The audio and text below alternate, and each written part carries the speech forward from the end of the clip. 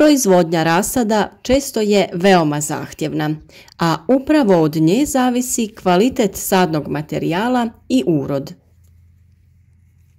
Za rasad bilo koje biljne vrste koju želimo uzgajati, od iznimne je važnosti upravo naša odluka kada ćemo krenuti sa sjetvom, kako bi dobili dobro razvijen i dobro ukorijenjen rasad.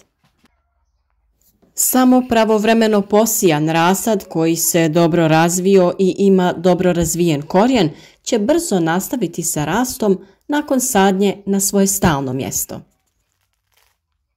Sa proizvodnjom rasada nije dobro krenuti ni previše rano, ali nije dobro ni zakasniti. U ovom videu pričati ćemo o izboru pravog trenutka za sijanje sjemena za naše povrće. Bilo da se bavite uzgojem povrća u zatvorenom prostoru ili u vrtu na otvorenom, sijanje sjemena i priprema rasada je posao koji je pred nama. Ostanite s nama do kraja ovog videa i poslušajte na šta to treba obratiti pažnju i koji su najčešći problemi u uzgoju. Kod rane sjetve rasada veći je utrošak energenata za zagrijavanje. Duži je period potrebno zagrijavanje, a kao rezultat ćemo dobiti star i prerastao rasad. Star rasad doživljava veći stres prilikom presađivanja. Dio listova će se osušiti nakon sadnje na stalno mjesto. Korijen se sporije ukorjenjuje, a smanjuje se urod zbog toga što biljka troši snagu i vitalnu energiju da se ukorijeni. Dolazi do otpadanja cvjetnih pupoljaka ili potpuno izostaje cvjetanje prve etaže pupoljaka. Sa druge strane, ni suviše kasna sjetva nije dobra. Biljke neće imati dovoljno vremena da se razviju. Ovakav rasad se prilikom sadnje na stalno mjesto brzo ukorjenjuje, ali sporo nastavlja dalji rast i razvoj. Rasad zaostaje u porastu u odnosu na kvalitetan rasad i traži mnogo više njege. Samo vrijeme sjetve zavisi od karakteristika i potrebe određene vrste, od namjene rasada za dalju proizvodnju i od dužine vremenskog intervala potrebnog za proizvodnju rasada određene biljne vrste. Sjeme različitih biljnih vrsta treba različit vremenski period kako bi klijalo i niklo. Također, različit je i vremenski period potreban za razvoj mladih biljaka nakon nicanja. Namjena rasada u velikoj mjeri utječe na vrijeme sjetve. Najranije se sije rasad namijenjen proizvodnji povrća poput paprika, paradajza i krastavca u grijanom plasteniku. Zatim rasad namijenjen proizvodnji u negrijanom plasteniku, a najkasnije se sije rasad namijenjen za proizvodnju na otvorenom. Za većinu biljnih vrsta rasadnička proizvodnja može biti rana, srednje rana i kasna. Neko opšte pravilo jeste da se rana sjetva rasada za različite biljne vrste obavlja otprilike krajem januara i početkom februara za sadnju u grijanim plastenicima. Srednje rana sjetva se obavlja krajem februara i početkom marta za sadnju u negrijanim plastenicima. Dok se kasna sjetva obavlja krajem marta ili početkom aprila za sadnju na otvorenom, to jest za sadnju u maju. Dužina tog rasadničkog perioda zavisi od biljne vrste i sortnih karakteristika, ali zavisi i od uslova rasadničke proizvodnje. Na vrstu i sortu ne možemo utjecati, ali možemo na uslove rasadničke proizvodnje.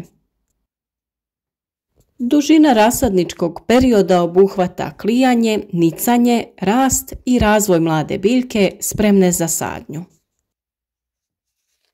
Za paradajz, papriku, plavi patliđan dužina rasadničke proizvodnje kreće se otprilike od 40 do 70 dana, za kupusnjače od 30 do 50 dana, dok za krastavac, dinju, lubenicu i tikve treba od 20 do 25 dana. Klijanje za različite vrste povrća pri optimalnim uslovima traje od 2 do 10 dana. Što je temperatura niža od optimalne, to je ovaj period duži, a sjeme je podložnije truljenju i propadanju. Sam period klijanja može se skratiti ako izvršite namakanje sjemena. Istovremeno se namakanje može izvršiti i dezinfekcija sjemena, kada sjeme potapamo u raznim čajevima poput onog od žalfije ili kamilice. Tokom perioda klijanja, nicanja i rasta rasada od iznimne važnosti je obezbijediti optimalne uslove u kojima se ove faze odvijaju. Posebnu pažnju treba posvetiti kvalitetu supstrata, temperaturi, svjetlosti i vlazi. Temperatura je naime jedan od osnovnih faktora rasadničke proizvodnje. Vrijednosti temperature se prilagođavaju zahtjevima biljne vrste i njene razvojne faze, ali na vrijednost temperature utječu i drugi faktori poput insolacije i vlažnosti. Za većinu toploljubivih kultura optimalna temperatura za klijanje i nicanje kreće se od 25 do 28 stepeni. Nakon nicanja od izuzetne važnosti je da se temperatura snizi za nekoliko stepeni, maksimalno na 20 stepeni. Ove vrijednosti spriječiti će izduživanje rasada i omogućiti mladim biljkama da razviju jači korijen. Nakon tog kratkog perioda sa nešto nižim temperaturama slijedi period rasta za koji se temperatura poveća za nekoliko stepeni. Također temperatura tokom dana je nekoliko stepeni veća od one noćne temperature. Svjetlost je također od izuzetne važnosti u proizvodnji ranog rasada. Ukoliko mlade biljke rastu u uslovima umanjene svjetlosti, dolazi do njihovog izduživanja, usporenog rasta, biljke su tanke i nježne. Sve to utječe na kvalitet dobijenog rasada i njegovo zdravstveno stanje. Do nedostatka svjetlosti može doći zbog stvarnog nedostatka svjetlosti koji inače vlada tokom zimskih dana, ali i zbog preguste sjetve kada se biljke međusobno zasjenjuju i guše. U ranoj proizvodnji rasada treba obezbijediti dodatno osvjetljenje pomoću različitih sijalica, a biljke ne smiju biti pregusto posijane ukoliko radimo rasad golih žila, to jest čupani rasad, za svoje potrebe. Sada je pravo vrijeme da zapratite naš kanal i pratite serijal video savjeta upravo o uzgoju biljaka od sjemena do ploda.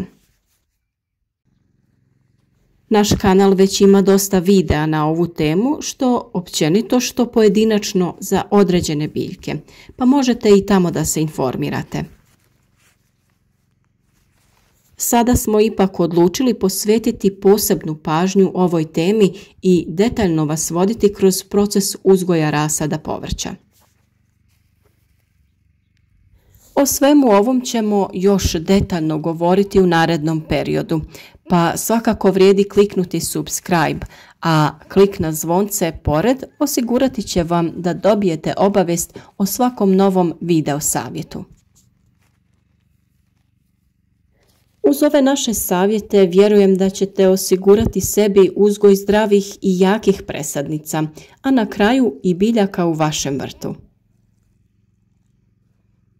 Sve ostalo vezano za uzgoj sadnica staviti ćemo u jednu playlistu kako bi se vi lakše snalazili, a link za tu listu staviti ćemo u opis ovog i svakog drugog povezanog videa. Sigurni smo da ćete uz našu pomoć sljedeći ove korake sami uzgojiti jake i čvrste presadnice vlastitog povrća.